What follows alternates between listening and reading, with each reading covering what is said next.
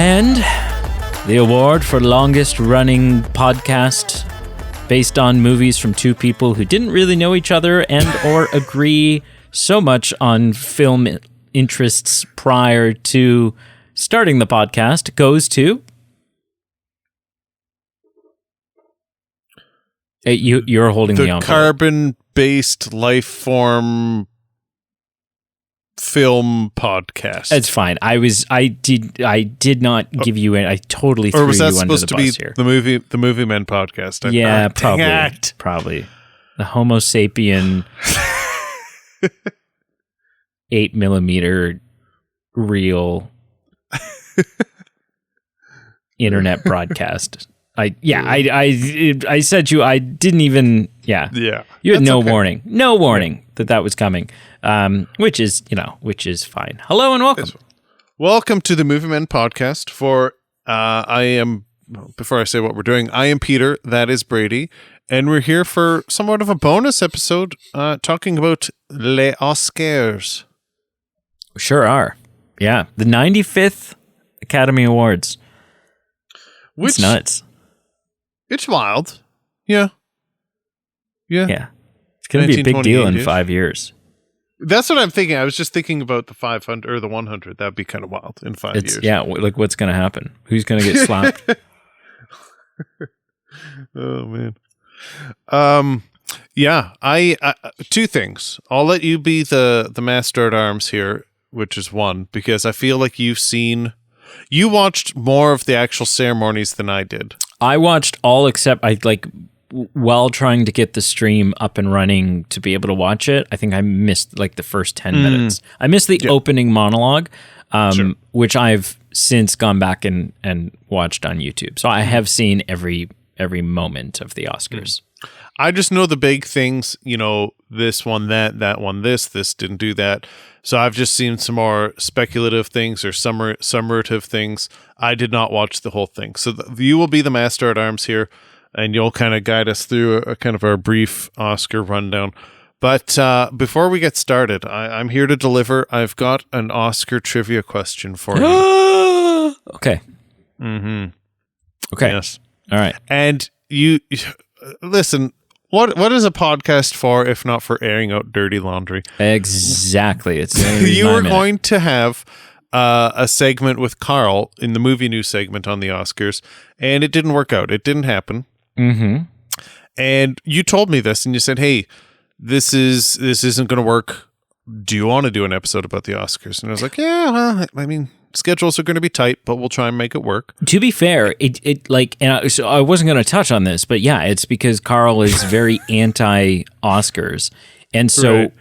And to be clear, he's not against people named Oscar. No, the award ceremony. I have full confidence that he's not going to. So, if ever there was a platform to publicly shit talk Carl. I have 99% certainty he's not going to listen to this episode. So at first, a second ago, when you were like, okay, let's air some dirty laundry, you were going to do this with Carl. I'm like, oh man, I wasn't going to go there. I wasn't going to. But then I realized, and I was like, man. Yeah, and his breath kind of smells, and I don't know, say whatever you want. It doesn't even need to be true. You can just totally lambast the guy because he's not going to listen to this episode. Right. It's phenomenal. What was I even going to say? I know. I'm sorry. No, don't. I think that's funny. I was excited because I had a question that I was burning to. I think it'll be a fun question. And now I get an opportunity to ask it because I am part of the Oscar episode. So, my question for you is, when the Best Picture Oscar is awarded at the end of the ceremony, there's usually an individual who holds a paper envelope, and he pulls out a piece of paper from the envelope and reads from it. And he reads and says, the winner is, and reads the winner, and then says, yay, and he claps, or she claps, or they, if it's a couple people, and they hand the award to the recipient. Do you understand what I'm saying? Yeah, who the presenter of the Best Picture award. Yeah, I was just trying to mansplain it the best I could. Who Who has presented the Best Picture award the most in Oscar history? Oh, geez. Is this multiple choice? I'll give you some choices. Okay. Okay. The first is recency biased here. Harrison Ford. Okay. The second is Steven Spielberg. Okay. The third, Jack Nicholson. Okay. And the fourth, Tom Hanks. I was hoping that one of these was going to be a clear, eliminatable one. But right off the bat, they're not. I mean, Steven Spielberg... Okay, let me break this down. Harrison Ford obviously did it this year. Sure. And I believe has done it at least one other time, maybe two other times, but I'm not positive on that. Tom Hanks, I'm sure he's done it. I think he did it like, I can remember him doing it. I think it was like 10 years ago or something. Sure. But I don't know, maybe he did it a lot more, but I'm kind of thinking like Tom Hanks feels like the one with the most adolescent career on this list. And so like I'm fairly familiar with presenters from the last 10, 15 years, and I can only think of one instance in that time that Tom Hanks has done it. So if he's done it more, then we'd be back into like early 2000s and the 90s. And I just don't know that Tom Hanks was big enough, right? Like he certainly didn't do it in the 80s. He definitely didn't do it in the 70s. Whereas these other two options could have. So I'm going to eliminate Tom Hanks. Steven Spielberg, I'm also going to eliminate. I know that he's done it at least twice. I have to assume, because he did it. I know that he was the presenter when Return of the King won. Yes, yeah. I assume maybe he's done it more than twice, because I know he did it like in the last 10 years, maybe a little bit more. And so then the Return of the King obviously would be further back than that. So that's at least 2 times. But I don't think the winner of this... Like, I think Steven Spielberg is probably not presenting more often than he is... Well, I mean, that's true for anybody. But I think there's probably too many years where he wouldn't be able to present because one of the nominees is a Steven Spielberg film. And so that would preclude him from being able to present that award. Harrison Ford. Maybe. Maybe. But I think I'm going to go with... It's been a while since Jack Nicholson did it, because Jack Nicholson, I mean, famously has retired from acting, has not been sort of in the industry for quite some time now, and it has unfortunately developed quite a case of like he can't act anymore due to dementia and things like that. But I have to imagine, like, Jack Nicholson's career, he's an old guy. I think he's the oldest guy on this. Is he older than Harrison Ford? Ooh, I'll look that up. Okay. Either way, like, Jack Nicholson's in, like, his mid to late 80s. 85. Okay. How old's Harrison Ford? I will also look 83? 82?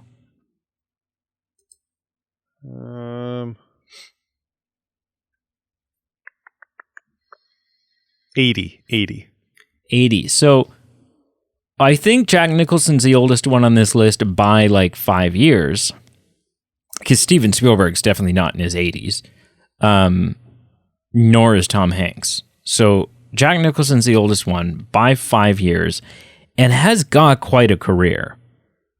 I'm going to go with Jack Nicholson. I think Jack Nicholson I have no idea how many times. Knowing that the others are around the 2 or 3 mark, I don't know. I would venture a guess at like maybe 4 or 5 times, but it could be something way higher than that. It could be ludicrous. Or it might not be Jack Nicholson at all. I have no idea, but I'm going to go with Jack Nicholson. Sure.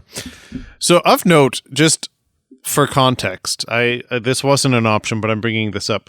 Tom Cruise, from my looking here, has only done it once. Uh-huh. Well, I mean, he didn't even bother to show up this year, so... No, that was James Cameron. No, Tom Cruise wasn't there either. Maybe he was hanging out with James Cameron. No, Tom Cruise came out and he said that the reason he was not attending the Academy Awards is because he had shooting schedule conflicts with Dead Reckoning Part 2. And I'm like... Come on.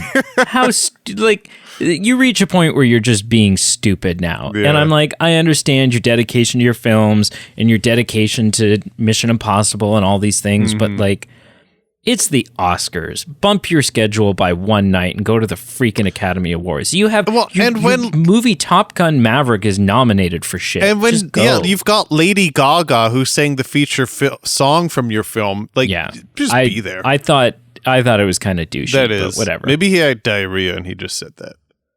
Yeah, maybe. So Tom Cruise, just for reference, has only done it once. Tom Hanks has done it twice. Okay. Steven Spielberg has done it 3 times. Okay. Harrison Ford. This is where you tell me that Jack Nicholson's never done it. Harrison Ford has done it 3 times. Okay. Jack Nicholson has done it. Okay. The last time he did it was in 2012, and he co-did it with Michelle Obama, of all people. Really?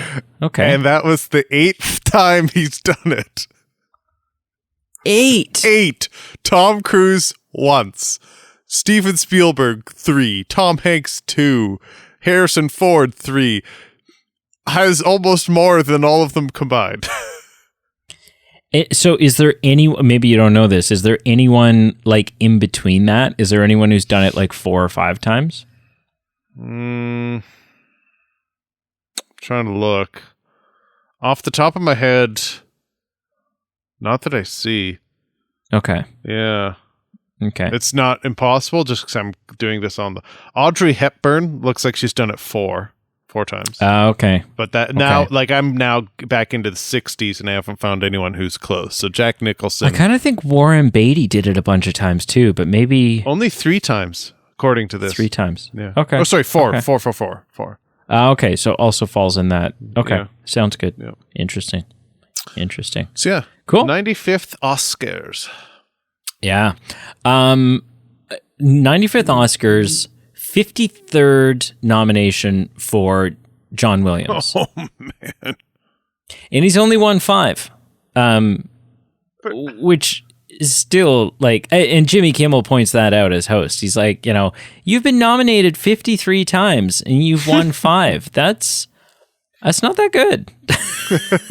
It honestly, though, if you think about it, every other year, really, and I mean, he hasn't been doing it since the 20s, no. And so almost every year that John Williams has been composing, that's silly. That's just... Has he been nominated? That's just amazing. Like that's what just an silly accomplishment. Yeah. Oh, it's fantastic. Yeah, Leo didn't win anything this year. I don't know if he was even there. Did they show him? Important. They didn't show a lot of... It felt like they showed the same 10 people kind of over and over. And Cameraman 4 was one of them. And for one of the reasons, Antonio Banderas was one of... I just kept getting shots of like Antonio Banderas laughing at things. It was like, look, Puss in Boots has also come this evening. I'm like, okay. That's so bad. Just in case Will Smith breaks in and slaps Jimmy Kimmel, Zorro is here. We'll be fine. Like, I don't know. So I don't know random. what that was. But listen, we're not going to deep dive into all of it. There's just a couple of moments I kind of really want to touch on. Of course. The musical performance of Natu Natu. Did you see it? No, I haven't. I've seen still images and I've heard of it, but look it up on YouTube. I will send you a link. Please. It was, not only was it the best musical performance of the night, it won Best Original Song. And okay, yeah. It's just so, it was just so amazing to see other cultures celebrated in a industry, in an event that is the premier event of an industry that is historically predominantly white. Yeah. Like, there was just something so special about that. And it looks like this big over-the-top, crazy, like, insane dancing that they're doing, until you realize it's like, no, that's just like Bollywood-style dancing. Like, that's culturally just how they dance. Yep. And you're just like, man, other cultures are amazing. It just fills you with an energy. North America sucks with our attitude and our acceptance of other cultures. Like, we talk about being accepting and like such a diverse nation that we live in and stuff, but it's like, I don't know, man. I live in the Toronto area. I live in the most multicultural city. It might be in North America. Yeah, it's definitely in Canada. You could make the argument for sure. And I don't know jack about, right. You know, like as a white person, I'm in the minority in the place that I live, and I'm still inundated with just like European white culture, and it's just like, it's disappointing. Yep, it's so sad. Yep. But that was a fantastic performance. The big standout moments for me, Jamie Lee Curtis won her first Oscar. Okay, I think I was not aware that was her first, but that makes sense, I guess. It might have been her first nomination. Oh, wow. Because really, I mean, what is Jamie Lee Curtis's career? Right. It's comedies like Christmas with the Cranks, Freaky Friday, things like that, which she's obviously not winning any Oscars for. And then like really her, like she's one of the original Scream Queens in her role in Halloween. That's true. Right? And bringing Halloween back in the last couple of years. And so she just hasn't been in Oscar bait type movies. Yep. And so it was exciting. She had an amazing acceptance speech. Like tear jerking. That she kept looking at like her team and the people that were in the movie with her, and it was like, we won an Oscar. We won an Oscar. And then she ends her speech by saying, and to my mom and my dad, who were both nominated for Oscars, I won an Oscar. That's so incredible. And it was just like, it was just crazy. So she obviously won for her role in Everything Everywhere All at Once.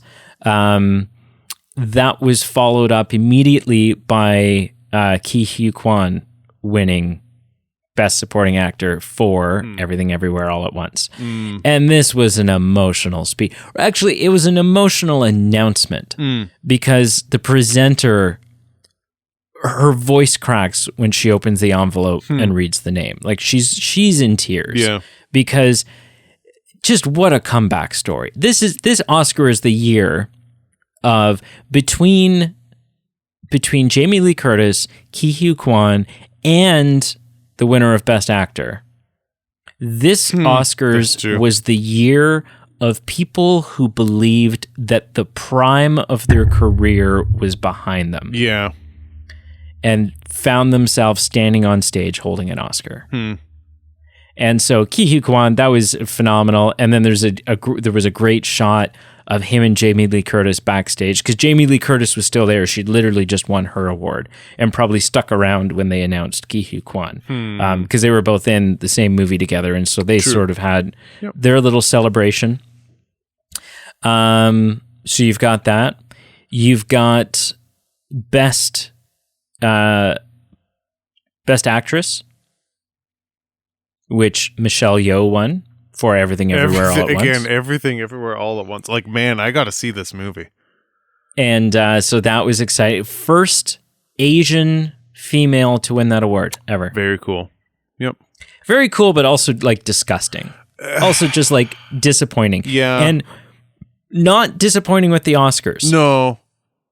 It's the problem is so much deeper. Like, it's a systemic Hollywood problem that up until recent years, multicultural casts just weren't given the same films. They weren't given the opportunities that they're being given now. That's true. You take a step back, and your initial reaction is, yeah, that's so cool. That's amazing. And you're right. And you take a step back and you go, this is the 95th Oscars, and this has only happened now. Yeah. That's, like I said, traditionally a white industry. You're right. That's a good point. So that was exciting. Best actor. I don't think there was a lot of doubt that Brendan Fraser was going to win this award for his role in The Whale. Okay. I've still yet to see it, but I lost my mind watching the trailer. I was like, oh my gosh, what a performance. Based on the trailer alone, what an Oscar-worthy performance. Yep. And it was just heart-wrenching. It was heart-wrenching. You know, like his speech, he talked about, you know, that there was a time in his career where he was, you know, it was George of the Jungle, and he was in the Mummy movies, and he was doing all of these things, and then it all just kind of seemed to go, like he just kind of took it for granted, and then it went away. Oh, man. And now it's back. Yep. And he's not taking it for granted. And he's like, it was fantastic. Best picture, Everything Everywhere All at Once. Yeah. And it was amazing because Ki Hu Kwan, as they all go up on stage, him and Harrison Ford have this like embrace, like they hug each other, and they, you know, because his first role on screen is Short Round. Yes. And so that was incredible. What a magical moment.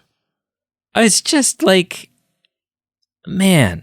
And the look, the smile, the look on Steven Spielberg's face when Ki Hu Kwan is announced for his Oscar, right? Because Steven Spielberg directed Indiana Jones.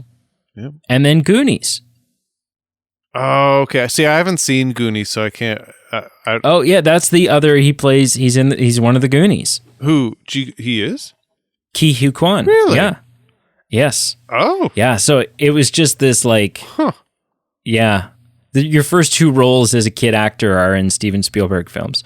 Like, you know, just no big deal. No big deal. Oh, that's whatever. interesting.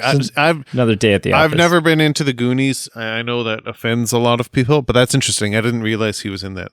Interesting. The best directing went to the Daniels, who directed Everything Everywhere All at Once. So Everything Everywhere All at Once just was up. nominated for 11 awards. Yep. They won 7. Yep. Let that sink in. That's pretty incredible. It's not Return of the King incredible, but still incredible. A low budget. True. Yep. Relatively indie film. Yeah. It was the Daniels' first movie. Like, yeah, that's kind of wild. even the guy, even the team that won for editing, right? Like in his speech, he's up there and he's like, "Guys, this is my second movie. Like, this is like," he says, like, "This is ludicrous. This is ridiculous that I'm standing here holding an Oscar." Yeah. I was just, honestly, it was the most emotional Oscars that I think I've ever seen. Sure. Yeah, absolutely incredible. Yeah. Are there any things that you saw in the little bits you were tuning in and out, anything that you saw that you want to comment on? Obviously, I assume you maybe want to give a little wink and a nod to the winner of Best Sound. More like a big wink and a big nod, but yeah. You know what? I think unlike years past, I've still got homework to do, and obviously the first and foremost project is watching Everything Everywhere All at Once, that I've heard good things about from friends before. Like you said, hey, I watched it, it's good. Marshall said, hey, I watched it, it's good. But obviously now the onus is just on, hey, this is an acclaimed film. It's worth your time. It swept the Oscars. Yeah. Yeah, you could say pretty that. much. Yeah. The only other film that like gave it a run for, like, by the time they went to announce Best Picture, the only film from the night that was giving Everything Everywhere All at Once any kind of trepidation as to whether or not they were going to win turned out to be All Quiet on the Western Front. Because All Quiet on the Western Front was the other film that was just collecting Oscar after Oscar after Oscar that night. So that was where I was going to go next, because I was a little impressed by that. You know, I watched it. It wasn't my favorite film. It wasn't my favorite World War I film. I thought it was decent though, and it had some interesting themes and visuals and moments. And I don't think I'm surprised that it won Oscars. I think I'm just shocked that it did so well. Many. Yeah, so many. Yeah. Yeah. But yeah, that was an interesting revelation. The Whale winning too, I don't think was shocking. No. And listen, I'm happy that Top Gun Maverick was acknowledged even with nominations. It did win an Oscar. It was fun seeing wrap your head around that. It's incredible. Top Gun Maverick is an Oscar-winning film. I would have laughed at that when we were talking about this. Like, it was originally slated to come out, I think, in 2020. Obviously, it came out last year. So if we had talked about this in the past, I would have laughed at you and said, this legacy sequel of a movie about fighter jets, give me a break. Yeah, it's going to be epic, but it's not. Yeah, it's not going to win an Oscar. It's going to be a popcorn flick. Yeah. It's not going to. Then here we are with an Oscar nominations, Oscar win, and like a Lady Gaga tearful musical performance for its main song. So yeah, that is fun. It's fun seeing the Batman get some acknowledgement, even if it's just from nominations. I think the more I think about that film, the more I think I was a little hard on it, and it was a respectable film. And it was. I'm surprised that All Quiet on the Western Front did as well as it did. That was shocking to me. And I'm shocked that the Banshees of Inisherin got absolutely, for me, for a film that got 9 nominations, the fact that it didn't end up winning multiple Oscars, I think for me, I haven't seen it. And again, it's one of those acclaimed films that everyone I've heard talk about it give high praise. It seems a very different tempoed film than All Quiet on the Western Front and Everything Everywhere All at Once, and a different emotional vibe than The Whale. But I assumed if there was ever an Oscar baity movie, it was this Colin Farrell, very cinematically rich film. Like I think I thought that was going to be more of a shoe-in than it ended up being. So I think that's just surprising. Mm-hmm. I agree. But I agree. I'm just happy. Like, I understand the technical achievements of Avatar 2, and it's a little bit hypocritical to give praise to Top Gun 2 and the achievements it did, and then say Avatar's not worthy of it. But you know what? That's just my opinion. I'm happy it didn't win Best Picture. I know there was not a really great chance that was going to happen, but I think I would have just quit watching films forever if that did. I think it winning, that would have really thrown a wrench in the gears of this podcast. We would have been the Synopsis Men podcast. Yeah, exactly. Yeah, well, from what I've read, it's a pretty good movie. Yeah. Oh man. I think it was a total shoe-in that it won Best Visual Effects, though. Like, it was just, groundbreaking from a technology standpoint. And not everyone else, I think every other nominee in that category knew that they were there sort of as filler. I think just if it had won Best Picture, though, just the fact that it was nominated for Best Picture just is perplexing to me, but that's neither here nor there. Yeah, cool. Is that it? That's it. That's it.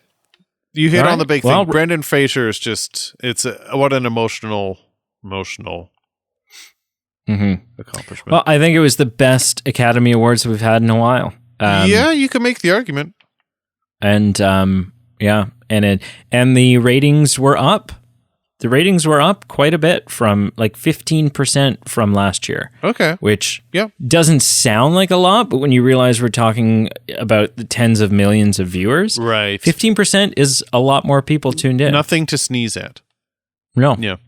So we're back. It's back on the, after several years of sort of declining ratings. Mm-hmm. And you can argue how much of that had to do with the pandemic and how much of, like really the Academy Awards should not have happened at least one of the years in there, because it was like, nothing came out. Like, what are we doing? Reruns is up for Best Picture. Yeah, is up for, like what's happening? But yeah, no, it was fun. It was a fun night.